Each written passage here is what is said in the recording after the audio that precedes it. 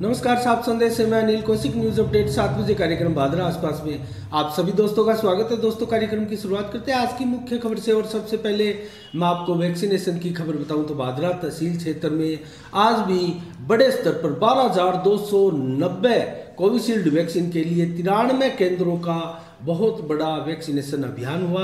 दोस्तों, आज भी जिस प्रकार की खबरें हमारे पास शाम तक आई है, आज भी वैक्सीन बड़े स्तर पर बची है और कल फिर वैक्सीनेशन प्लान नया होगा। और दोस्तों, ज़्यादातर आजकल वैक्सीनेशन सेंटर तक लोग नहीं पहुंच पा रहे हैं और ऐसे में जब पूरा देश सेलिब्रेशन कर रहा है, खुशियां मना रहा है, 100 करोड़ वैक्सीन डोज की टीकाकरण, 100 करोड़ का टीकाकरण भारत में हो चुका है। और आज प्रधानमंत्री नरेंद्र मोदी का एक राष्ट्र के नाम संबोधन भी रहा और उसमें प्रधानमंत्री नरेंद्र मोदी द्वारा 100 करोड़ के लक्ष्य तक पहुंचने में जिन जिन लोगों की भूमिकाएं रही वैक्सीनेशन कोरोना काल के दौरान, उन सभी लोगों को जो है प्रधानमंत्री नरेंद्र मोदी द्वारा बधाई दी गई, शुभकामना दी गई। और ये जो वैक्सीनेशन 100 करोड़ का आंकड़ा छुआ है, उसका श्रेय भी उन सभी देशवासियों को दिया जिन्होंने अपना तन मन धन वैक्सीनेशन और कोरोना काल से लड़ते वक्त बिताया है और अपनी बहुत शानदार भूमिकाएं प्रदान की है। तो दोस्तों, कुल मिला के वैक्सीन सेंटर तक पहुंचे और जिस प्रकार से प्रधानमंत्री नरेंद्र मोदी द्वारा मास्क कभी भी लगाए रखने की बात कही गई और दीपावलियों की बधाई देते हुए प्रधानमंत्री ने कहा था कि मास्क कभी ज़रूरी है, आप घर से जब भी निकले मास्क लगा कर ही निकले और भीड़ भाड़ में जाने से पहले आप अपना मास्क टंटोल ले और चेहरे पे अपना मास्क लगा ले। अर्थात इसका सीधा सीधा अर्थ यही है। दोस्तों, आजकल हम देख रहे हैं अपने आसपास बड़ी संख्या में बगैर मास्क के लोग हमें दिखाई देने लगे हैं। लेकिन दोस्तों, अपना मास्क जो है साथ लेकर निकले और भीड़ का हिस्सा कहीं भी आपको लगे कि अब यहाँ क्राउड बहुत ज़्यादा है तो वहाँ आप अपनी सुरक्षा को दृष्टिगत रखते हुए मास्क जो है चेहरे पर लगा ले। तो इससे हम आने वाले किसी भी खतरे के प्रति कोरोना को लेकर जो होगा उससे सतर्क भी रहेंगे और सावधान भी रहेंगे और सुरक्षित भी रहेंगे। तो दोस्तों, मास्क अभी भी बहुत ज़रूरी है। 100 करोड़ का वैक्सीनेशन ज़रूर हुआ है और देश एक मजबूत कोरोना की जो लड़ाई है उसमें अपने आप को देश ने मजबूत किया है, लेकिन अभी भी आवश्यकता है मास्क की। तो दोस्तों, भादरा आसपास की खबरें भी आपको बताएंगे, मंडी के भाव भी बताएंगे, मौसम का मिजाज भी बताएंगे। आज एक छोटी सी बात कर लेते हैं। दोस्तों, कल जो एक खबर हमने आपको बताई थी, मुख्य खूबराम जी की मूर्ति चौक के पास मुख्य बाजार में जो एक राधे मोबाइल सेंटर था, हमने अलग से एक क्लिप भी डाली थी, आपने देखा होगा साफ संदेश के माध्यम से। तो साफ संदेश पर ये जो क्लिप भी हमने डाली थी और शाम को 7 बजे के समाचार में भी इसका विस्तार से हमने जिक्र किया था। दोस्तों, 10 अक्टूबर को राधे मोबाइल सेंटर है वहाँ चोरी होती है और चोरी की घटनाएं, छत के ऊपर से जो लोहे का गेट नुमा एक जाली लगी होती है, वहाँ ताला लगा था, उस जाली को उखाड़कर फाड़कर जो है चोरी की गई थी। और चोरी में संलिप्त लोगों का भी दुकानदार द्वारा पुलिस थाने में विवरण दे दिया गया था, क्योंकि मोबाइल लोकेशन इस प्रकार से आ गई थी। मोबाइल का काम करने वाले ये दुकानदार है और दोस्तों, अपने सूत्रों के अनुसार ये ऐसी पता भी कर लेते हैं। तो कुल मिला के जो पुराने मोबाइल चोरी हुए थे, 8-10 रिपेयरिंग के लिए आए थे, उनकी एक की लोकेशन जो है भादरा में एक एरिया में बोली थी और उसके बाद में वहाँ जाकर देखा तो कुछ बिहारी लोग थे और संभवतः उन्होंने ही इस वारदात को अंजाम दिया होगा, ऐसा प्रतीत होता है, क्योंकि आसपास के 1-2 दुकानदारों ने भी इसी प्रकार की घटना होना बताया और गले में से पैसे निकालने भी बताए। तो कुल मिला के दोस्तों, इसको लेकर 10 तारीख को वारदात होती है और 21 तारीख तक को, कल आज तो 22 अक्टूबर हो चुकी है और FIR दर्ज नहीं की जाती, जबकि एप्लीकेशन जो है, प्रार्थना पत्र जो है थाने में 10 अक्टूबर को भी दे दिया गया था। हमने ये खबर चलाई थी दोस्तों। इसके बाद में खबर का ही असर, आप मानिए साफ संदेश की खबर का असर, कि मोबाइल एसोसिएशन के जो विधायक बलवान पुनिया के कार्यकर्ता भी हैं और शौकत खान नसवान उनकी दुकान पर विधायक स्वयं आए बलवान पूनिया और आकर इस दुकानदार को भी बुलाया और बात पूछी और उसके बाद में दोस्तों उनकी हेल्प भी की और विधायक ने स्वयं थाने में फ़ोन किया और जब इस प्रकार की घटनाएं निकल कर आई कि एक प्रभावशाली लोगों के घर में भी वो काम करते हैं, ऐसे बिहारी हैं और वहाँ तक तार जुड़े हुए हैं, तो उनको जैसे तैसे कर उठाकर पूछताछ करने के लिए विधायक ने सख्त आदेश दिए। और दोस्तों ये बात अलग है कि उस दुकानदार की तत्परता से कार्रवाई करने के लिए एक वीडियो जरूर विधायक ने बनवाई थी, ऐसा हमारे सामने आया है कि मैंने आपकी जो मांग है, आपकी पीड़ा है, समस्या है, सुनते ही उसको तत्परता के साथ जो है सोल्व किया है। तो ऐसी, लेकिन दोस्तों मैं कहना चाहूँगा कि अगर 21 तारीख को कार्रवाई होती है और 10 तारीख को चोरी होती है तो ये हमारे लिए पुलिस प्रशासन की जो व्यवस्थाएं हैं वो माकूल नहीं है और पर्याप्त नहीं है। और कहीं ना कहीं अगर ये न्यूज़ खबर ये नहीं चलती तो संभवतः इसका कई दिनों तक और भी निराकरण नहीं होता। और पुलिस दोस्तों इसके बाद में तत्परता से हरकत में आई है और जहाँ जहाँ तार जुड़े हुए थे वो बहुत से लोगों को पुलिस जो है पकड़कर थाने लेकर आई थी और लगातार इसकी चाल रही है, गहनता से जांच इसकी की जा रही है। देखते हैं, हमारी नज़रें बनी हुई है उसका माल बरामद दुकानदार का होता है या नहीं होता है। और लगभग बताया जा रहा है कि 1.5 से 2 लाख रुपए के मोबाइल और एसोसीरीज की जो सामान होते हैं मोबाइल से संबंधित उनकी चोरी हुई है। और चोरी में बरामदगी कितनी कर पाती है पुलिस, इसके ऊपर भी हमारी नज़रें रहेगी। दोस्तों आसपास खबरों का अब हम चर्चा करें तो धन्ना सैनी पुत्र स्वर्गीय लालचंद सैनी, दोस्तों ये जो प्रकरण है, धन्ना सैनी जो है एक 22 वर्षीय युवा है जो हिसार के चूड़ामणि अस्पताल में दोस्तों जीवन और मौत के बीच संघर्ष कर रहा है। और मैं आपको वाकया बताऊं तो दोस्तों 1 महीने पहले उत्तर प्रदेश के कानपुर जा रहे थे किसी शुभ कार्य, बस पूरा परिवार शामिल था, लेकिन परिवार के मुखिया स्वर्गीय लालचंद सैनी की एक सड़क हादसे में ट्राले द्वारा टक्कर मारे जाने के चलते वहीं मौके पर ही मौत हो गई थी और पूरा परिवार दोस्तों इसमें घायल हो गया था।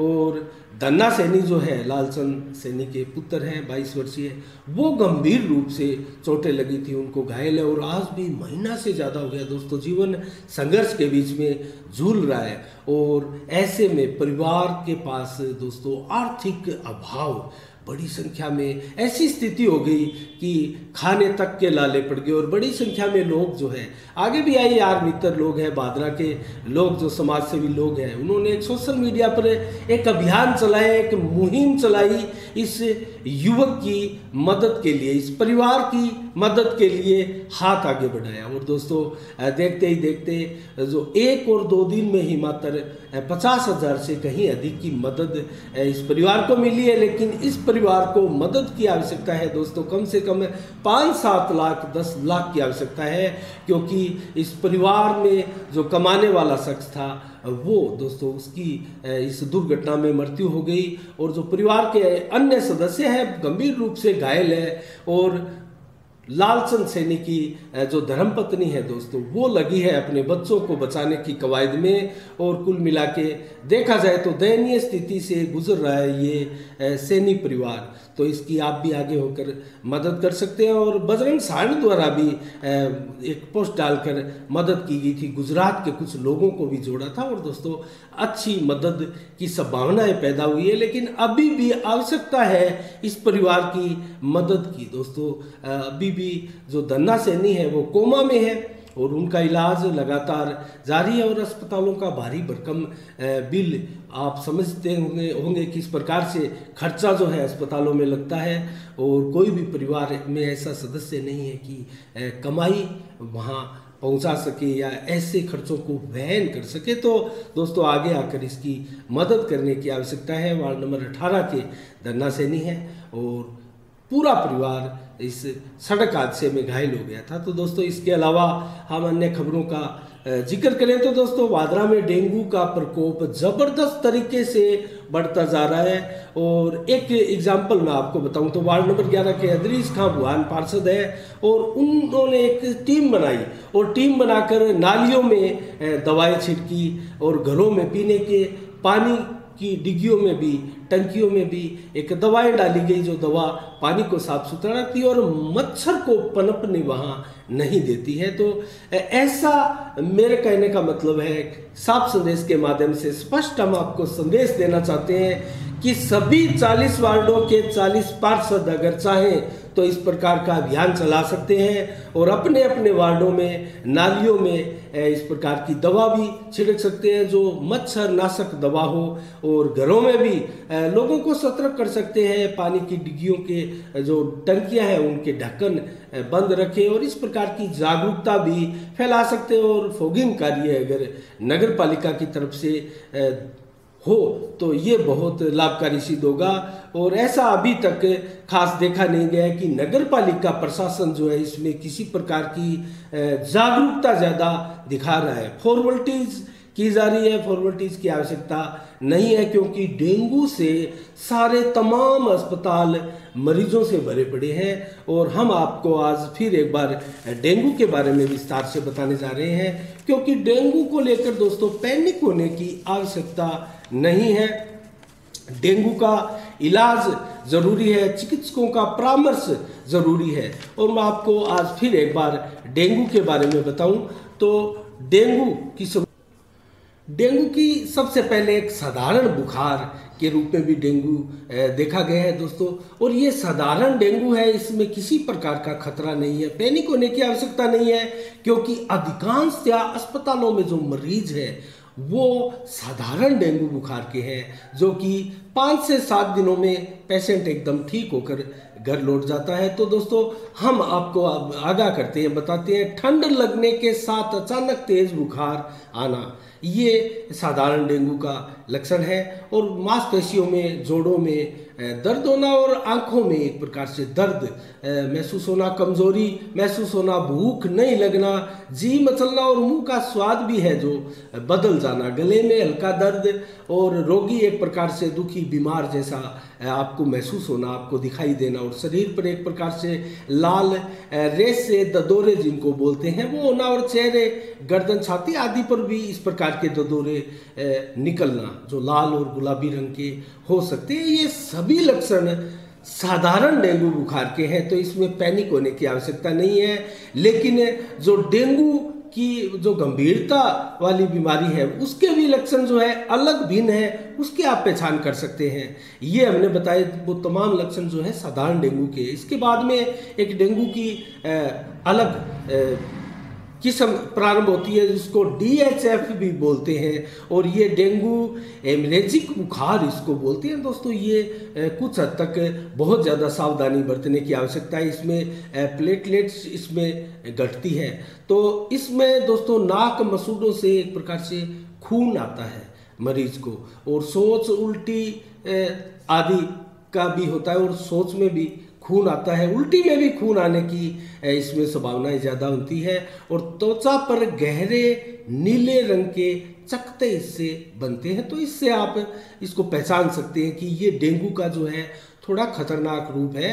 तो चिकित्सकों की परामर्श आपको ऐसे लक्षण हो तो तुरंत लेने की आवश्यकता है। इसके अलावा दोस्तों DSS डेंगू शॉक सिंड्रोम के नाम से भी ये थोड़ा घातक है और इसमें बहुत तेजी के साथ प्लेटलेट्स घटते हैं और इसके लक्षण भी ऊपर बताए हुए तमाम लक्षण इसमें शामिल रहते हैं। तेज बुखार के बाद ठंड भी लगती है, लेकिन दोस्तों तेज बुखार के बाद इसमें त्वचा जो होती है वो ठंडी रहती है। बुखार तेज होती है लेकिन त्वचा जब हाथ लगाकर आप देखेंगे तो इसमें ठंडी होती है। ये इसमें एक अलग प्रकार का लक्षण है और रोगी होश खोने लगता है, बार बार बेहोशी की हालत में जैसे जा रहा है या जा चुका है, ऐसा आपको रोगी के लक्षण दिखाई देंगे। तो ये जो है वो DSS डेंगू शॉक सिंड्रोम जो कि एक खतरनाक रूप है डेंगू का, उसके लक्षण है। और रोगी एकदम नाड़ी जो है वो कमज़ोर होगी, तेज धड़केगी, लेकिन ब्लड प्रेशर जो है बिल्कुल कम होने लगेगा। तो ये जो है वो खतरनाक डेंगू के लक्षण है। आप इसको चिकित्सकों को दिखाने की आवश्यकता है और मरीज को, रोगी को खाली पेट इसमें ना रखें। कुछ न कुछ खाने को अवश्य देते रहें, जैसा कि डॉक्टर की अनुमति के साथ। लेकिन डिस्प्रिन और एस्प्रिन नामक दो ये टेबलेट जो आम तौर पर हम बुखार में और ऐसे वायरल में इस्तेमाल कर लेते हैं, वो कतई रोगी को नहीं देनी है। इससे रोगी को कहीं फायदा नहीं बल्कि नुकसान होने की ज़्यादा संभावनाएं चिकित्सक बताते हैं। और यदि बुखार जो 102 डिग्री से अधिक हो तो दोस्तों इसको हाइड्रोथेरेपी, जो जल चिकित्सा पद्धति एक प्रकार से है, हमारे घरों में भी जल की पट्टी जो है माथे पर लगाकर रोगी का बुखार जो है नॉर्मल किया जाता है, उसका टेम्परेचर जो है धीरे धीरे कंट्रोल में लिया जाता है। तो ऐसी चिकित्सा पद्धति का आप इस्तेमाल कर सकते हैं। और दोस्तों एडिज मच्छर जो होते हैं उनके काटने से ये जो रोग फैलता है उसकी रोकथाम बहुत ज़रूरी है। उसके प्रजनन को, उसके पनपने को रोकना बेहद ज़रूरी है। इसके लिए स्थानीय नगर पालिका प्रशासन की जो है महत्वपूर्ण भूमिका होती है। और पार्षद, इसमें जितने भी पार्षद जनप्रतिनिधि हैं वो ध्यान दें और वो आवश्यकता से अधिक श्रमदान कर अपने वार्डों में टीम एकत्रित कर नालियों में और आसपास जहां भी गड्ढों में जल जमा है और किसी प्रकार से कूलर, पंखे या टूटे हुए बर्तनों में, प्लास्टिक में कहीं भी पानी इकट्ठा है उसको बर्बाद कर दे, उसको वहाँ से हटा दे। तो ऐसा करने से हम मच्छरों के पनपने की, प्रजनन क्रिया को हम रोक सकते हैं। और फॉगिंग करना भी इसके लिए बहुत लाभदायक होगा।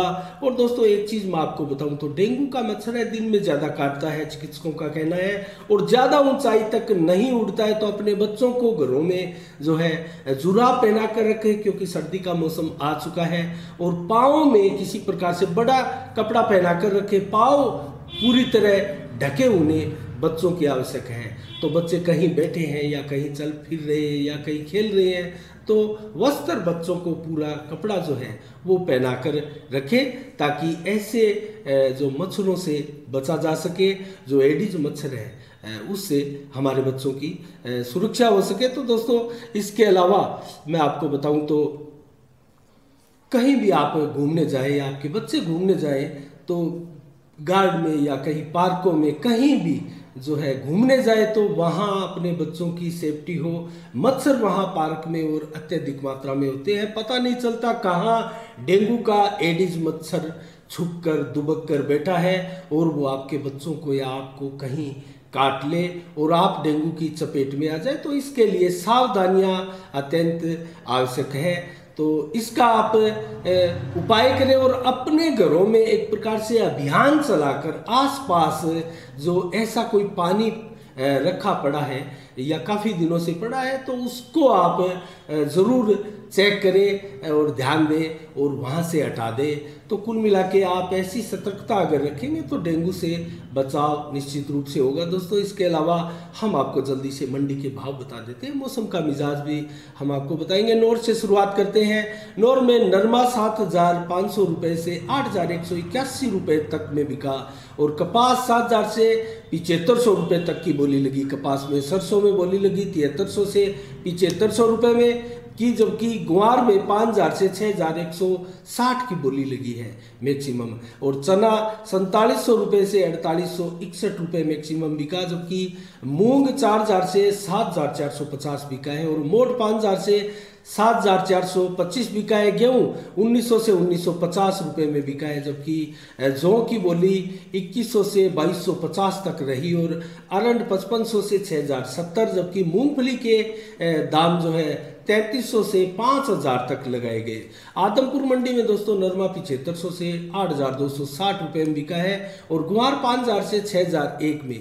और बरवाड़ा मंडी का जिक्र करें तो नरमा 7,700 रुपये से 8,265 रुपये में बिका है और कपास 7,000 से 7,562 रुपये में। सरसा मंडी में नरमा 7,500 से 8,300 रुपये में बिका है आज और सरसों 7,000 से 7,280 रुपये में और ग्वार का भाव 5,500 से 5,900 रुपये तक लगा, जबकि एलनाबाद मंडी में नरमा 7500 से 8218 रुपये में बिका। फतेहाबाद मंडी में नरमा 7500 से 8150, कपास 7000 से 7440। गोलूवाला मंडी में नरमा 7700 से 8750 का सर्वाधिक भाव गोलूवाला मंडी में नरमे में देखा गया। और ग्वार का भाव भी दोस्तों यहाँ 5500 रुपये से बोली प्रारंभ होकर 6200 रुपये तक चली, तो ये ग्वार का भाव भी यहाँ मैक्सिमम देखा जा रहा है। और विजयनगर मंडी में गेहूं 1993 रुपये, मूंग 4400 से 5300 रुपये तक की बोली लगी मैच। और जौ में 2242 रुपये, चना 4600 रुपये, सरसों 7050 रुपये, जबकि कपास की बोली 6200 से 7700 रुपये लगी है। और ग्वार यहाँ 5401 रुपये से 5625 रुपये में बिका है। और बाजरा 1500 से 1507 रुपये में, जबकि ज्वार की बोली 1313 रुपये से 1580 रुपये प्रति कुंटल के हिसाब से लगी है। और दोस्तों आज मौसम का मिजाज देखें तो दिन भर आज धूप रही जैसा कि अनुमान था, और 32 से 34 डिग्री का टेम्परेचर भी रहा, और 22 से 25 किलोमीटर की रफ्तार से हवा भी चली, और बीच बीच में झोंके 40 किलोमीटर तक के लगे हैं। और ये भी हमने कल आपको मौसम के मिजाज के बारे में बताया था। बादल 0% रहे दिन भर। शाम को मौसम 28 से 32 डिग्री टेम्परेचर का रहने वाला है। ठंड बढ़ने वाली है, 14 से 18 किलोमीटर की रफ्तार से हवाएं भी चलने वाली है।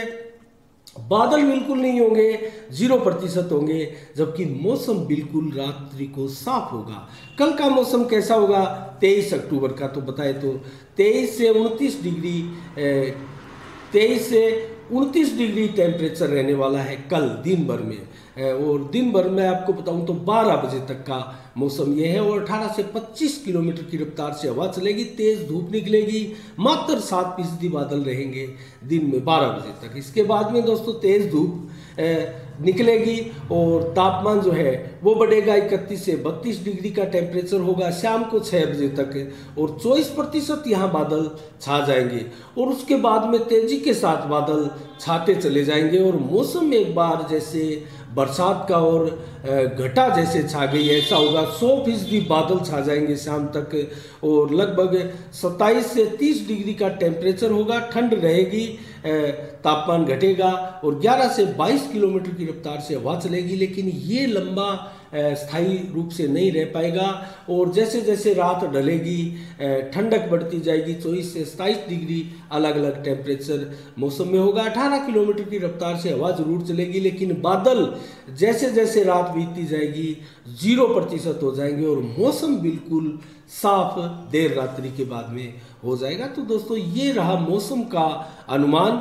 मंडी के भाव भी आपने सुने, बांद्रा आसपास की खबरों के बारे में भी सुना। तो दोस्तों आज के शाम के 7 बजे कार्यक्रम में इतना ही। कल ठीक शाम 7 बजे फिर आपसे रूबरू होंगे नई खबरों के साथ, नई समीक्षा के साथ। तब तक के लिए दोस्तों मुझे दीजिएगा इजाजत। साफ संदेश से मैं अनिल कौशिक, नमस्कार, जय भारत, जय जय राजस्थान।